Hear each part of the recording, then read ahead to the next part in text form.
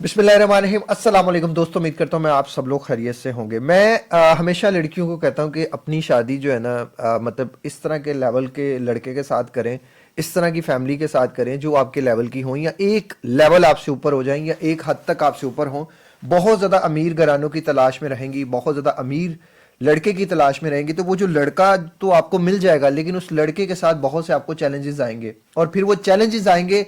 उन चैलेंजेस को आपने कैसे हैंडल करना है, कैसे अपने आप को आपने उन सब चीज़ों से बचाना है। आज जो है मैं आपको एक ऐसी कहानी सुनाता हूँ। इस कहानी में आपको पता चल जाएगा कि आपने उस घर में जाके किस तरह रहना और किस तरह एक लड़की ने सब्र किया और उस फिर अल्लाह ताला ने उसको सब्र का फल कितना ज़्यादा दिया और कितनी अजियत से वो गुजरी। यतीम लड़कियां, गरीब लड़कियां, वो बेचारी बहुत सफ़र करती हैं बड़े घरों में जाके, क्योंकि उनका रहन सहन कुछ और होता है, हमारा रहन सहन कुछ और होता है। इनकी परवरिश किसी और तरीके से हुई होती है और उनकी परवरिश किसी और तरीके से हुई होती है।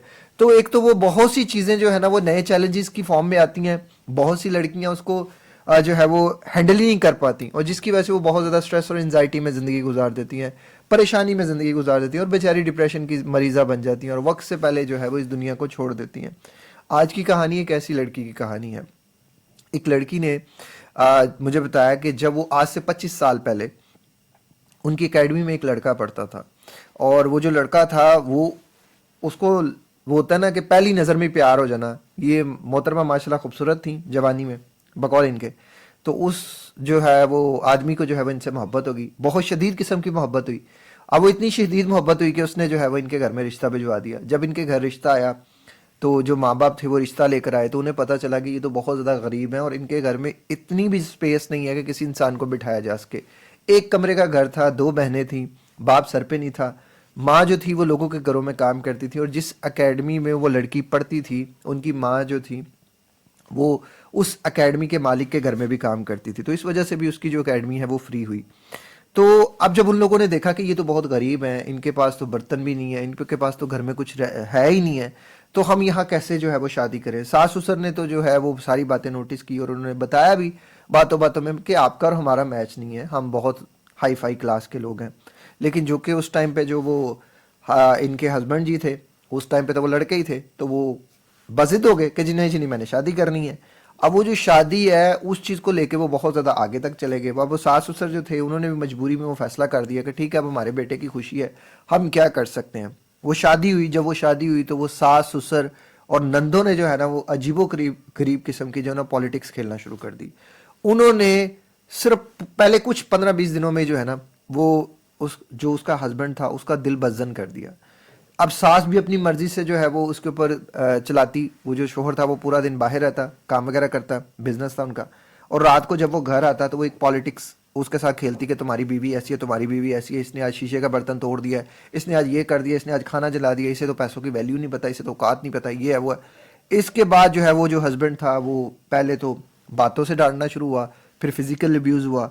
वो जो फिजिकल अब्यूज़ था वो इतना ज़्यादा होना शुरू हो गया कि वो रेगुलर डेली मामूल बन गया। अब वो जो लड़की थी उस टाइम पे वो प्रेग्नेंट हो गई और उसने देखा कि अब अगर मैं घर में किसी को बताऊंगी तो मेरे पीछे तो कोई नहीं है, तो वो अपनी माँ को जब वो उसके घर आने लगती उसे मना कर देती, उसे कहती कि नहीं आप घर में ही रहें, आप यहाँ आएंगी क्या लेकर आएंगी, ये लोग तो छोटी छोटी बातों को नोटिस करते हैं। खैर एक बच्चा हुआ, बेटा हुआ, तो बेटे के बाद जो है वो चीज़ें देखी जाए तो बेहतर होनी चाहिए थी, लेकिन वो बेहतर नहीं हुई, वो और ज़्यादा वर्स्ट होगी। अब उस लड़की ने, उस औरत ने उस टाइम पे सोचा कि मैं यहाँ इस हालात में क्या करूँ, मेरे पास तो कोई ऐसा ज़रिया भी नहीं है कि मैं अपने बच्चे को लेके कहीं अलग चली जाऊँ और मैं इन दरिंदा सिर्फ लोगों से जो है वो अलग हो जाऊँ।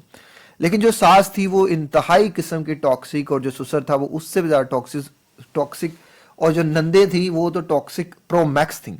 अब इस तरह की सिचुएशन में हस्बैंड जो है वो बीवी की कोई सुन नहीं रहा। आप ज़रा इमेजिन करें कि एक औरत की ज़िंदगी क्या होगी, एक औरत से बेहतर कोई नहीं जानता।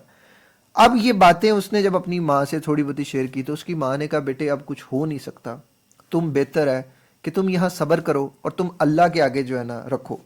पहले तो उस लड़की ने थोड़ा रेजिस्ट करने की कोशिश की, उनको समझाने की कोशिश की, लेकिन उसे पता चला कि नहीं, यहाँ मामला समझने समझाने वाला नहीं है। वो घर में सालन ख़राब है तो बहू को जो है वो सास ने डांटना है, ससुर ने बहू को डांटना है, नंदों ने जो है वो अपनी जो है वो इसको डांटना है, शोहर ने बीवी को डांटना है। ये एक बनता गया उसका जो है ना वो माइंडसेट। इसी माइंडसेट के साथ वो बेचारी جو ہے وہ ڈپریشن میں چلی گئی، انزائٹی میں چلی گئی، چیزیں لے لے کے پریشان ہوتی رہی، اپنے آپ کو تھائرائیڈ کا مسئلہ کروایا، ڈائبٹیز ہو گئی، سٹمک کا بہت زیادہ ایشو ہو گیا، اور اس کے چہرے پہ جو ہے نا وہ عجیب و غریب سی قسم کی چھائیاں، جھڑیاں، یہ چیزیں آنے لگ پڑیں. تو اس کی جو ماں تھی وہ لعنت کہتی کہ دیکھو تمہاری بیوی کے چہرے پہ لعنت پڑ گئی ہے، یہ خرانٹ ہے، یہ ہے، یہ وہ ہے. اس مرد کا دل کھٹا، اور وہ باہر عورتوں میں پہلے ہی منہ مارتا تھا، شادی سے پہلے ہی اس آدمی کا اس طرح کا کریکٹر تھا. لیکن اس عورت نے تب بھی صبر کیا، یہ روزانہ نماز پڑھتی، قرآن پڑھتی، اللہ سے تہجد کے وقت رو رو کے دعائیں کرتی. اس گھر میں اس کو نماز پڑھنے تک کی اجازت نہ ملتی کہ تم کیا ہو، تم نماز پڑھ رہی ہو، تم یہ ہے، تم وہ ہے. جو بچے کی بیسکس میں اس کی خواہش تھی کہ میرا جو بچہ ہے وہ دیندار بنے، تو وہ اس چیز پہ بھی اس کو روکا گیا کہ تم نے اسے کوئی جو ہے وہ حافظ نہیں بنانا، کوئی اس طرح کا نہیں کرنا. لیکن عورت نے بڑا صبر کیا، بڑا جو ہے نا وہ چلتی رہی. اب یہ اتنی زیادہ سخت قسم کی آزمائش تھی کہ یہ عورت نے خود بتایا کہ میں کبھی کبھی اللہ تعالیٰ سے بد دعا مانگ لیتی تھی کہ اللہ میرے ساتھ جس نے برا کیا ہے، میں اس دنیا میں اس کے ساتھ برا ہوتا دیکھنا چاہتی ہوں. 20 سال کے قریب جو ہے نا یہ ساری ایکسرسائز رہی. آج سے تقریباً، آج جب یہ شادی کو 25 سال ہو گئے، تو آج سے 5 سال پہلے ان کے شوہر نے، جو کہ ایک بزنس مین تھے، انہوں نے ان سے پوچھا نہیں، کوئی رائے نہیں لی، اپنے دوست کی بیٹی سے جو ہے نا وہ اپنے بیٹے کی شادی کرنا چاہی. اور چونکہ یہ بیچاری کی کوئی رائے کہیں مانی نہیں جاتی تھی، کوئی سنی نہیں جاتی تھی، اب وہ جس لڑکی سے شادی طے پائی، بیٹے سے پتا چلا کہ ماما میری شادی ہے کچھ دیر بعد، تو آپ نے تیاریاں نہیں کرنی، باقی سب تو تیاریاں کر رہے ہیں، آپ کیوں نہیں تیاریاں کر رہے. لٹرلی وہ عورت کے لیے بڑا رونے کا، مرمٹنے کا مقام ہوتا ہے جب اسے دوسروں سے پتا چلے کہ گھر میں چل کیا رہا ہے. خیر اس نے تب بھی صبر کیا، اس نے اللہ تعالیٰ سے کوئی جو ہے نا شکوہ شکایت نہیں کی، بس وہ روئی، اور اس نے جو ہے وہ جو کر سکتی تھی اس نے کیا. جس لڑکی سے شادی ہوئی وہ لڑکی انتہائی ضدی، انتہائی لاڈ سے پلی ہوئی تھی، انتہائی جو ہے نا اس کی مغرور نیچر تھی. لیکن اس کی ایک چیز بڑی زبردست تھی کہ وہ جو ہے نا وہ جھوٹ کو پسند نہیں کرتی تھی. مطلب وہ سچے انسان کا ساتھ دیتی تھی، جھوٹے انسان کا ساتھ نہیں دیتی تھی. اب اس کا جو باپ تھا وہ فیکٹریوں کا مالک تھا، اور وہ لاڈ سے جو ہے وہ پلی بڑھی تھی. اور اس کے باپ نے یہ سوچ کر اس لڑکی کا رشتہ کیا اپنے بیٹے کے ساتھ کہ ہمارا جو کام ہے نا وہ آسانی سے نکلتا رہے گا. اب جب وہ لڑکی شادی کر کے گھر آئی، پہلے اس نے 6 مہینے آبزرو کیا. اس نے دیکھا کہ میری تو گھر میں کوئی عزت نہیں ہے، مجھے تو کسی بات میں پوچھا نہیں جاتا، مجھے سب سے 3rd کلاس کپڑے پہننے کو ملتے ہیں، مجھے دوسروں کی اتاری ہوئی جو ہے وہ چپل سینڈلز میں پہنتی ہوں، میں کوئی اپنے لیے نئی چیز نہیں خرید سکتی. حالانکہ میرا ہسبینڈ بزنس مین ہے، ہر چیز ہے، لیکن پھر بھی میرے اوپر ایک ہی تعصب ہے، ایک ہی چیز ہے کہ میں غریب گھر کی ہوں، میں یتیم لڑکی ہوں. ایون میں اپنی چھوٹی بہن کی شادی پہ کوئی خرچہ کر ہی نہ سکی، مجھے وہی 5,000 روپیہ دیا گیا، اور اس 5,000 میں کچھ بھی اس کے لیے خرید کے نہ لے کے جا سکی. وہ 5,000 میں نے اپنی ماں کو دے دیا، لیکن میری ماں نے پھر بھی چیزوں کو بہت زیادہ کور کیا. اب جب اس لڑکی نے یہ سارا کچھ دیکھا، وہ ایک دن میرے کمرے میں آئی اور اس نے کہا کہ آپ آج سے میری ماں ہیں، اور میں آپ کی آنکھ میں کبھی دکھ نہیں آنے دوں گی. شاید وہ اللہ تعالیٰ نے میری دعا سن لی. اس دن کے بعد سے وہ لڑکی میری بیٹی بن گئی. میں نے کبھی بھی اسے کچھ بھی نہیں کہا، حالانکہ میری ساس اس کے ساتھ بہت اچھی، میرا سسر اس کے ساتھ بہت اچھا، میری نندے اس کے ساتھ بہت اچھی، جن کی شادیاں ہو گئی، جن کے بچے ہو گئے. لیکن اس لڑکی نے میرے شوہر سمیت، میرے شوہر کو، میری ساس کو، میرے سسر کو، میری نندوں کو، سب کی بینڈ بجا دی.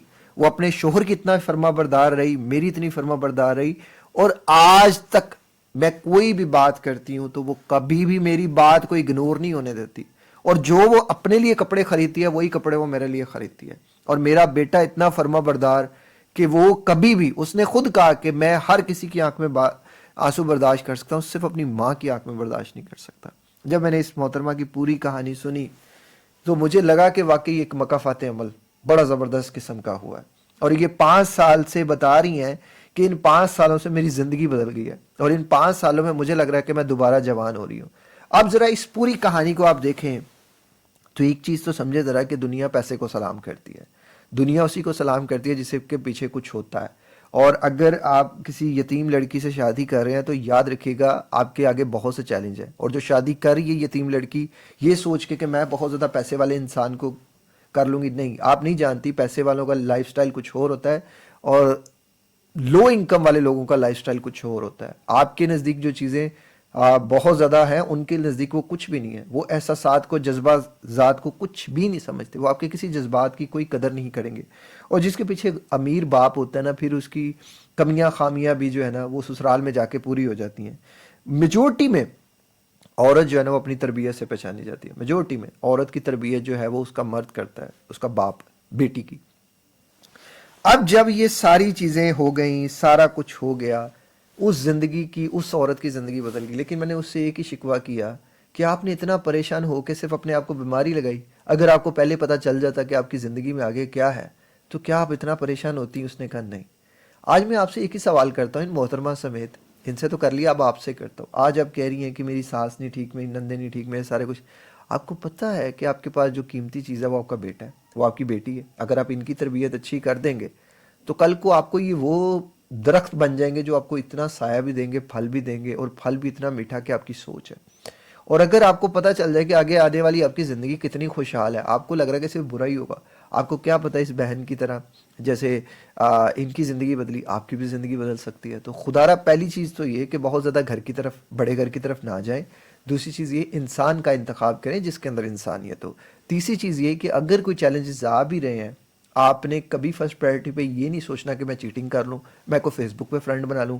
فیس بک پہ فرینڈ بنا دیں گے نا، خدا کی قسم، میں قسم کھانے کو تیار ہوں، وقت بھی نہیں لگے گا آپ کو اس کے ساتھ فزیکل ہونے میں۔ اور جب باپ اس کے ساتھ فزیکل ہو گئی، آپ اپنے بیٹے کو مارنے کو تل جائیں گی، آپ اپنے باپ کو مارنے کو تل جائیں گی، آپ اپنے ہر رشتے کو مارنے کے لیے تل جائیں گی، آپ اپنے شوہر کو مار دیں گی۔ یہ فیس بک پہ یہ جو باتیں بتائی جا رہی ہیں، اس کے پیچھے پوری سائیکالوجی ہے جو ہمیں نہیں پڑھائی گئی۔ عورت ایک ہی مرد کے لیے بنی ہے، جب وہ دوسرے مرد کی گود میں اپنی مرضی سے چلی جاتی ہے، بس پھر وہ دوسرا مرد ہی اس کے لیے سب کچھ ہوتا ہے، پھر باقی کے دنیا کے سارے رشتے وہ بلا دیتی ہے، کیونکہ وہ گھر جلا کر جاتی ہے۔